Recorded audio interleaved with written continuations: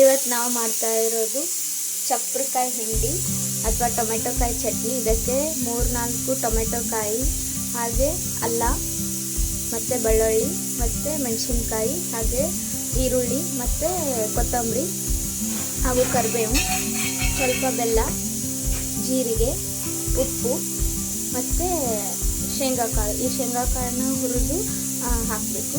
ಹಾಗೆ ಇದನ್ನು ಚೆನ್ನಾಗಿ ಫ್ರೈ ಮಾಡಬೇಕು. ಇದನ್ನೆಲ್ಲನೂ ಆಮೇಲೆ ಗ್ರೈಂಡ್ ಮಾಡಬೇಕು. ಬನ್ನಿ ಮಾಡೋಣ.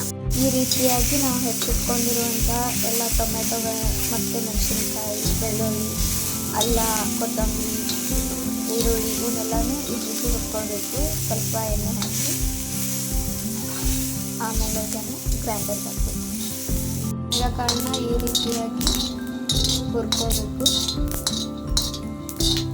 ಅದು ಯಾವ ರೀತಿಯಾಗಿ ಹುರಿತಿದೆ ಅನ್ನೋದಕ್ಕೆ ಸೌಂಡ್ ಬರ್ತಾಯಿದೆ.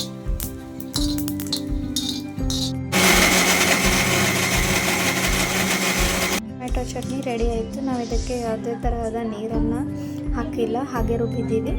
ನಿಮಗೆ ನೀರು ಬೇಕಾದರೆ ನೀವು ಸ್ವಲ್ಪ ನೀರು ಹಾಕಿಬಿಟ್ಟು ರುಬ್ಕೋಬೋದು. ಯಾಕೆ ಅಂದರೆ ನೀರು ಯಾಕೆ ಹಾಕಿಲ್ಲ ಅಂದರೆ ಟೊಮೆಟೊಲ್ಲಿ ಮೊದಲೇ ನೀರಿನ ಅಂಶ ಇರುತ್ತಲ್ಲ, ಅದಕ್ಕೆ ನೀರು ಹಾಕಿಲ್ಲ. ಇದನ್ನು ಇಡ್ಲಿ ಜೊತೆ, ಚಪಾತಿ ಜೊತೆ ಸವಿರಿ. Thanks for watching.